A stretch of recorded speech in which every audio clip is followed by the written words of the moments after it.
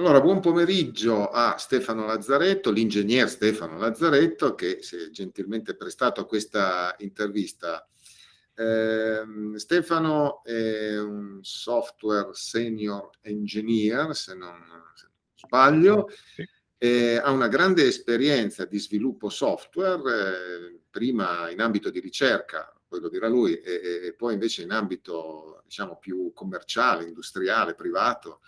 E credo che abbia molte cose interessanti da dirci per quanto riguarda il tema di oggi, cioè la cosiddetta qualità del software. Stefano, io lascerei parlare te, poi magari intervengo con qualche domanda. Benissimo.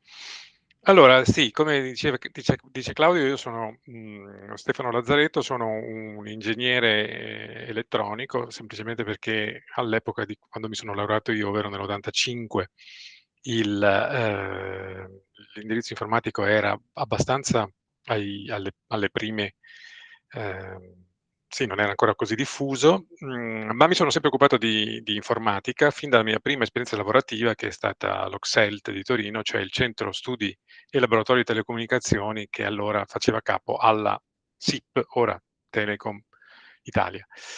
Quindi un ambito di ricerca che negli anni è diventato sempre più finalizzato alla realizzazione di prodotti fino diciamo, allo spin-off di un'azienda informatica che si è chiamata Loquendo a livello nazionale, poi acquisita nel 2011 da una multinazionale, e quindi posso dire di avere provato le 3 esperienze della ricerca prima, dell'azienda privata italiana poi, e poi dell'azienda privata multinazionale. In questo contesto mi sono sempre occupato di uno specifico tema che si chiama text to speech, cioè o detta anche sintesi della voce, ovvero un software che a partire da un testo scritto produce audio, e quindi un software che può essere riutilizzato come una libreria all'interno di progetti di varia natura. Questo oggetto quindi non ha un'interfaccia utente, ma ha una serie di interfacce con cui un integratore può prendere questo software e inserirlo all'interno di software di varia natura. È scritto, ed è sempre stato scritto essenzialmente in C e in parte in C++, questo perché è un software che nasce da tempi molto antichi, e anche perché ha una necessità di essere portabile e utilizzabile su moltissime piattaforme diverse, e quindi il C era la soluzione ed è tuttora ancora una delle soluzioni migliori.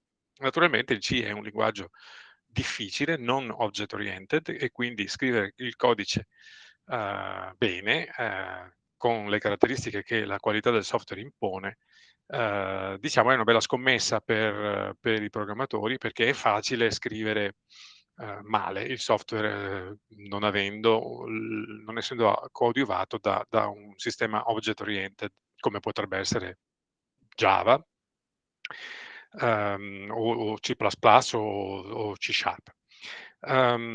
Fatta questa premessa, direi che per quanto riguarda la qualità del software, in questi ormai, ahimè, 35 anni di esperienza, le cose sono cambiate drasticamente, non solo perché ci sono state enormi evoluzioni, ma anche perché dal punto di vista della qualità un centro di ricerca non ha dei rigorosi metodi di controllo della qualità, per il semplice motivo che la ricerca, per sua natura, è qualcosa in cui non si conoscono le specifiche fino a quando non si sono realizzati prototipi e fatte sperimentazioni. Viceversa, nell'ambito di questa società multinazionale in cui lavoro oggi, la qualità del software è estremamente importante, perché il livello qualitativo percepito dall'utente deve essere sempre molto elevato. Quindi, per venire a un maggior dettaglio sui tipi di tematiche che fanno capo alla questione della qualità, beh, io partirei velocissimamente dalla pianificazione. La pianificazione di quello che deve essere realizzato storicamente avveniva attraverso lunghissime specificazioni con tempi molto lunghi, basate su piani che addirittura quinquennali, e che come forse sapete, allo stato ad oggi sono considerate completamente superate, per il semplice motivo che il tempo di vita di un software è molto più ristretto, le condizioni del contorno cambiano, le richieste dei clienti cambiano molto rapidamente, e quindi si preferisce utilizzare metodi diversi. Uno di questi, ed è abbastanza conosciuto in letteratura, è la cosiddetta Agile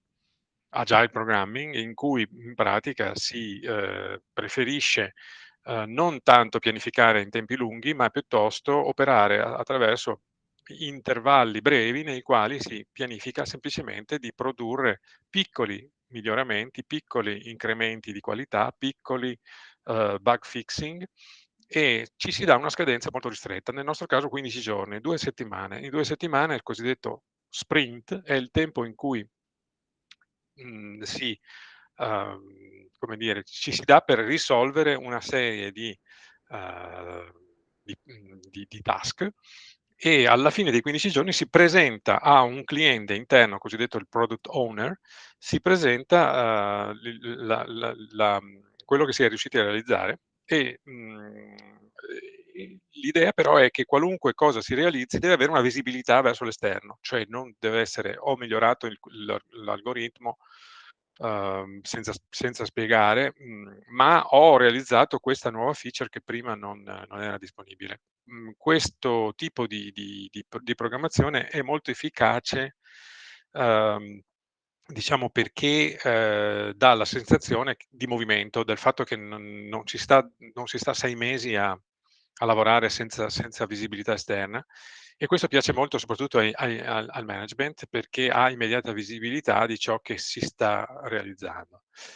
Questo quindi è la prima cosa che mi sentirei di dire. Dopodiché, per quanto riguarda la qualità del software, voi sapete che ci sono parametri di qualità esterni e parametri di qualità interni. Quindi i parametri di qualità esterni sono quelli che sono visibili da chi utilizza il vostro software, e quindi in primis che faccia quello che deve, che sia corretto, che sia affidabile, che sia robusto, cioè le classiche caratteristiche della qualità esterna. Che sia efficiente, che non sia lento, che non peggiori nel tempo, eccetera, qualitativamente. I parametri di qualità interna invece sono quelli che stanno più a cuore a noi sviluppatori e meno ai manager, perché, ad esempio, per noi è un grande valore riscrivere un pezzo di software, che facciamo fatica a mantenere, che è difficile da capire, che è difficile da debuggare, e siamo felici se il risultato finale è un software che si comporta esattamente come si comportava prima, salvo che adesso è leggibile. Questo per un programmatore è un valore assoluto, per un manager lo è molto di meno, perché non ha la possibilità di far vedere all'esterno cosa è stato realizzato. Quindi i parametri di qualità interni sono, ad esempio, la capacità di poterlo evolvere, di poter riutilizzare soprattutto il codice esistente per implementare nuove features, o semplicemente per migliorare la qualità, che sia portabile, cioè che se io l'ho sviluppato per Windows e poi passo a Linux, non devo riscrivere tutto da capo, ma più o meno il codice con pochi ritocchi è in grado di lavorare su diverse piattaforme. Ehm, insomma, questo più o meno è la tipologia di, di caratteristiche del software che devono essere, i parametri che devono essere presi in considerazione. Per quanto riguarda strumenti di controllo della qualità,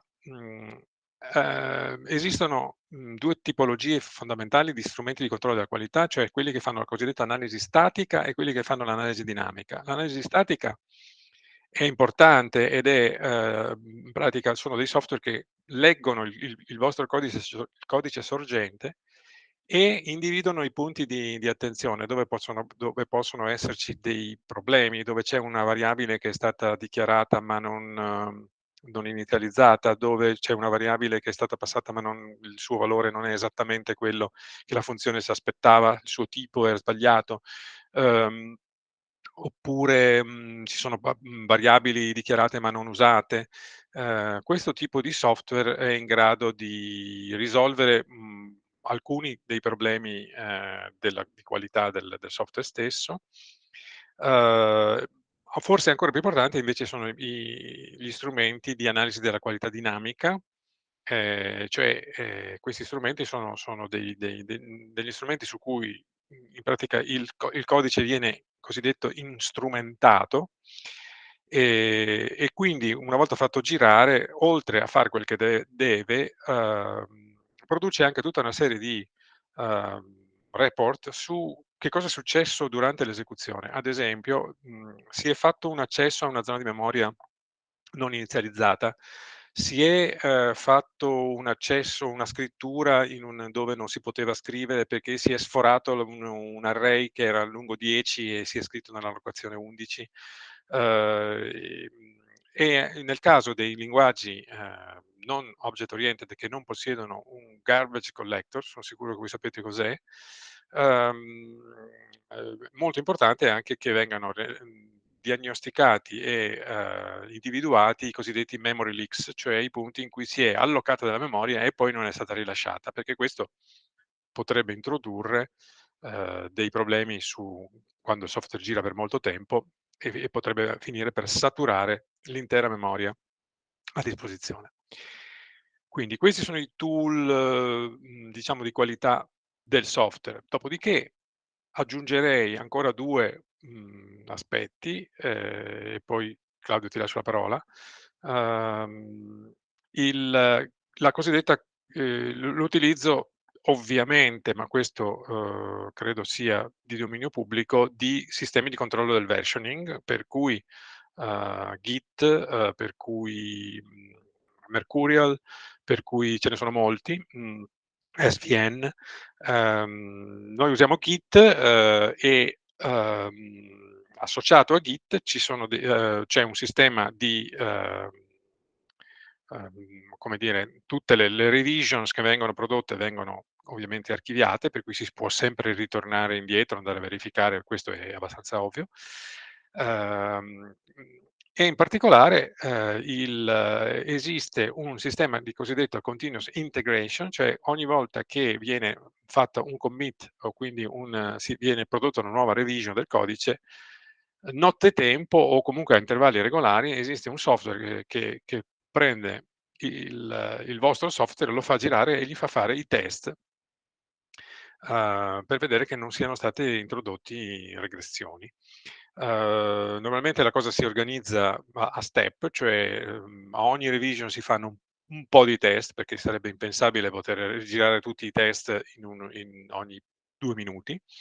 Poi magari alla sera si fa un test più evoluto e poi magari nel weekend si lancia un test ancora più evoluto, però questa cosa viene effettuata in automatico con un sistema che non richiede che si lancino i test manualmente. Questo significa che affinché il sistema funzioni bisogna che il programmatore, mentre realizza il suo pezzo di codice, realizzi anche il test che va a esercitarlo, in maniera tale che quel codice sia coperto da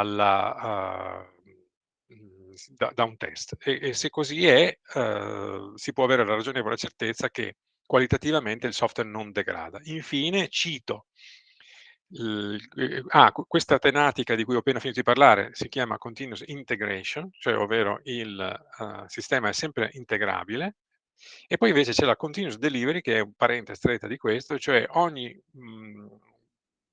alla fine della giornata il software dovrebbe essere sempre, rilasciabile, cioè non avere vistosi bug o, essere compilabile, essere buildabile, e deve produrre ed è possibile produrne una release, anche se poi questa release non verrà realmente rilasciata al cliente finale, ma virtualmente è una release che può essere, che a tutti gli effetti funziona, e se non funziona, l'altro sistema di continuous integration segnalerà un errore e la squadra che sta lavorando avrà come priorità risolvere gli errori individuati dal cosiddetto CI.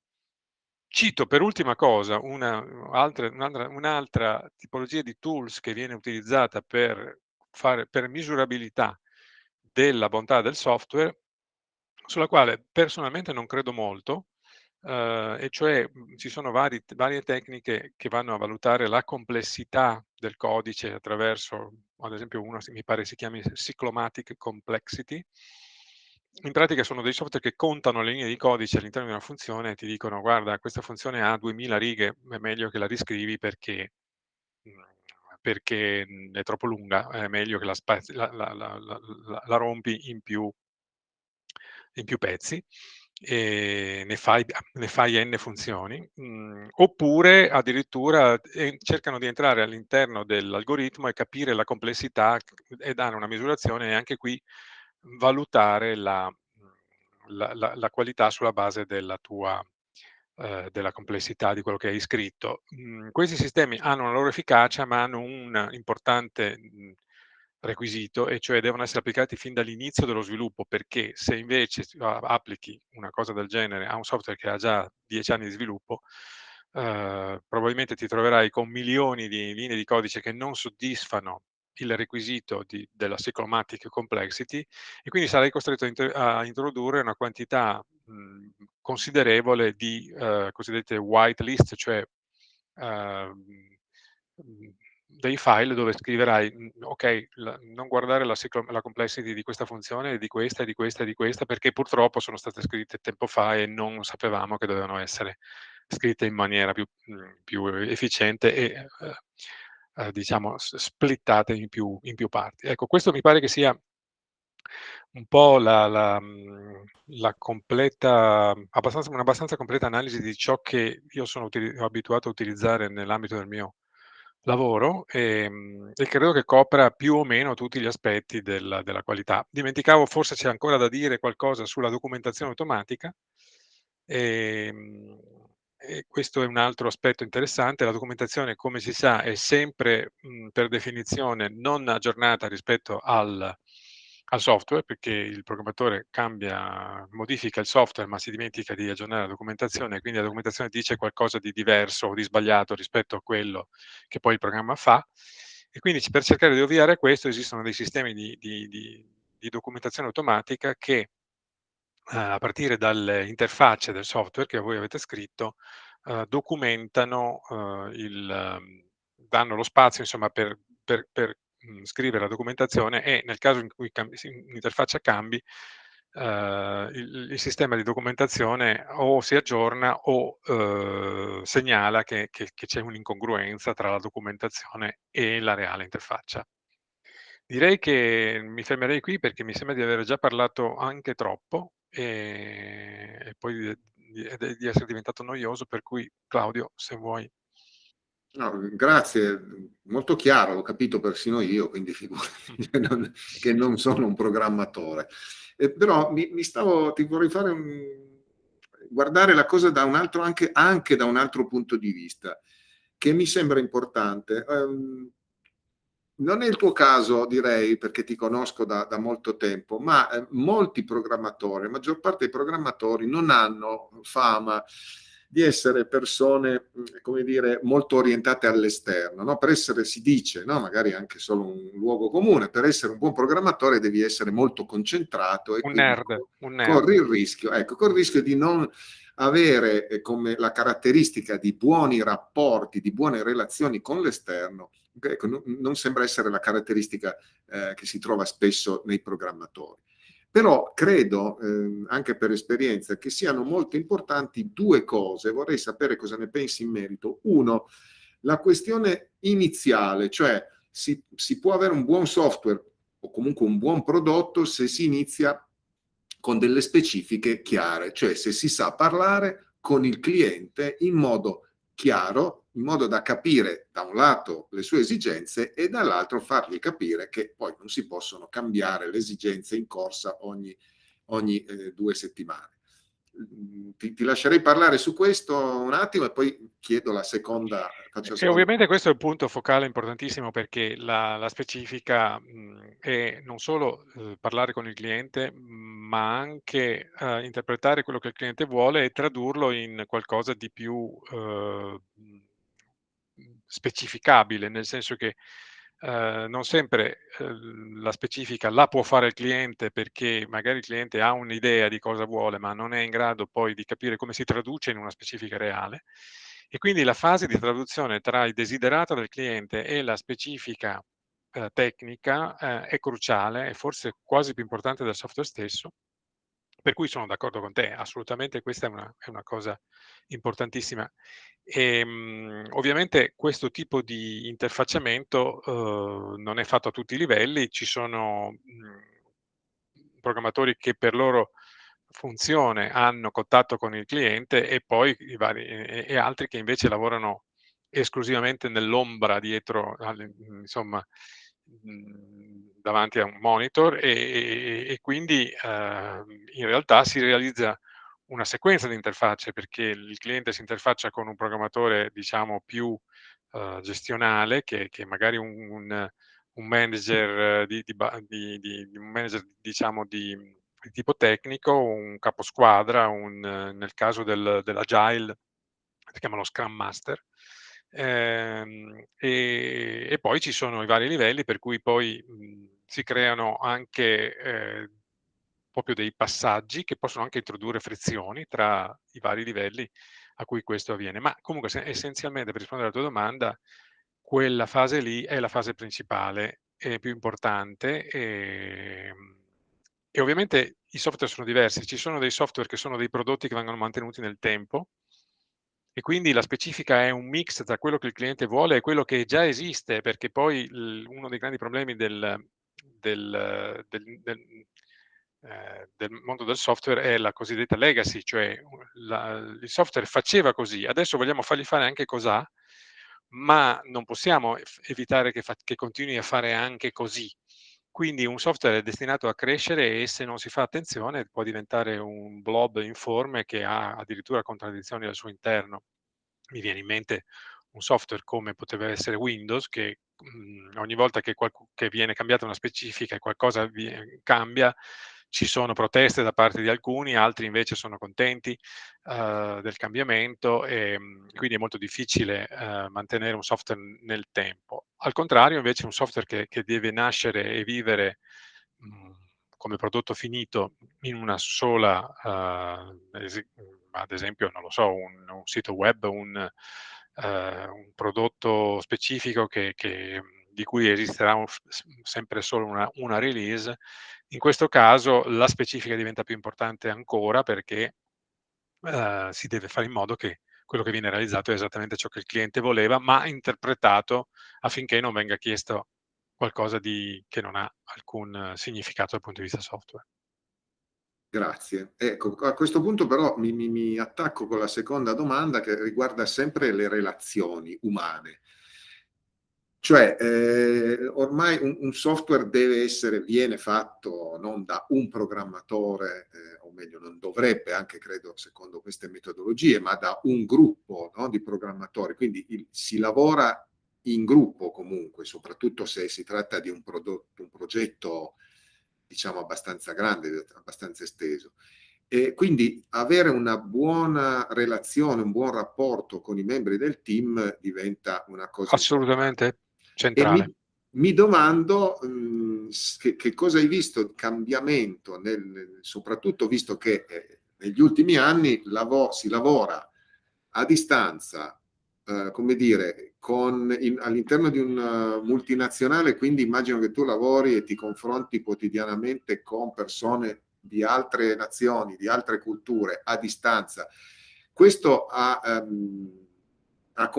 ti comporta problemi grossi, piccoli, no?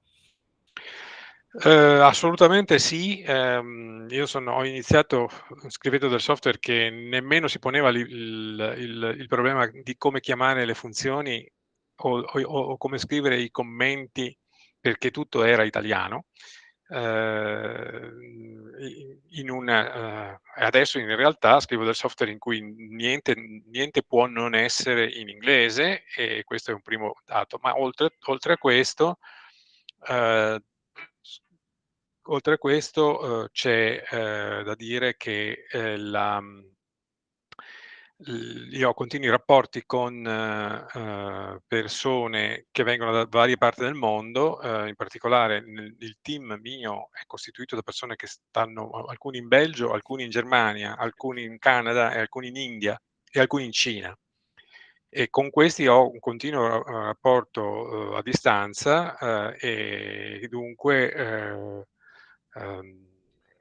la necessità di comunicare in continuazione e attraverso sistemi come Teams o come Google Meet o qualche altro simile, con difficoltà legate alla lingua, alla pronuncia, si comunica ovviamente tutto in inglese, e ovviamente ci sono anche differenze, diciamo, di tipo geografico, perché avere a che fare con persone di diverse culture ha anche qualche impatto. Bisogna conoscere le loro abitudini. Ad esempio, io ricordo che c'erano in India, avevamo a che fare con delle persone che erano di fede musulmana, per cui a una certa ora, ad esempio, c'era la preghiera e non si poteva fare le riunioni a quell'ora. Cioè cose che sembrano banali, ma che in realtà fanno parte di un tipo di cose che vanno prese molto in considerazione, insomma. Non so se ho risposto esattamente alla tua domanda.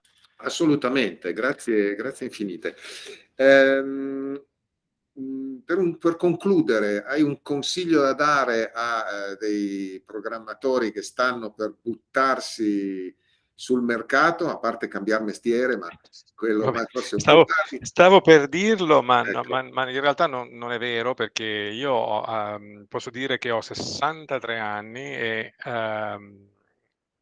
sono alle soglie della pensione e sono ancora appassionato, benché io faccia anche il manager, ma comunque io scrivo codice quotidianamente e sono ancora entusiasta di poterlo fare. Un consiglio che mi sentirei di dare, adesso su due piedi così non è così semplice, ma appassionatevi all'estetica del vostro codice. Un codice bello è un codice che funziona bene, un codice elegante è un codice che funziona meglio di un codice mal scritto. Non fate copia e incolla mai, ma utilizzate, cioè se avete da fare due volte la stessa cosa, non fate un copia e incolla, ma create una funzione. Sembra banale dirlo, ma io ho esperienza di andare a cercare di fare debugging di codice scritto tantissimi anni fa, in cui ci si perde nella quantità infinita di varianti di varianti e di duplicazioni del codice. Questa cosa qui è brutta, è esteticamente brutta. Cominciare a godere della bellezza estetica di un certo codice è il punto di partenza per capire per continuare a rimanere appassionati di programmazione. Questo è il mio consiglio così, un po' artistico, che mi viene da dare. sembra una bella cosa. D'altra parte noi siamo a Ivrea, e Ivrea Olivetti inserì la bellezza all'interno dei processi produttivi, dei processi per pensare ai nuovi prodotti. Quindi diciamo che questo tuo suggerimento direi che si sposa benissimo con quella che fu una realtà che adesso vorremmo anche cercare di tirare un po' fuori dagli armadi pieni di naftalina e vedere di rivitalizzare un po'. Grazie mille a Stefano Lazzaretto per questa Molte grazie, preziosissima Claudio. testimonianza.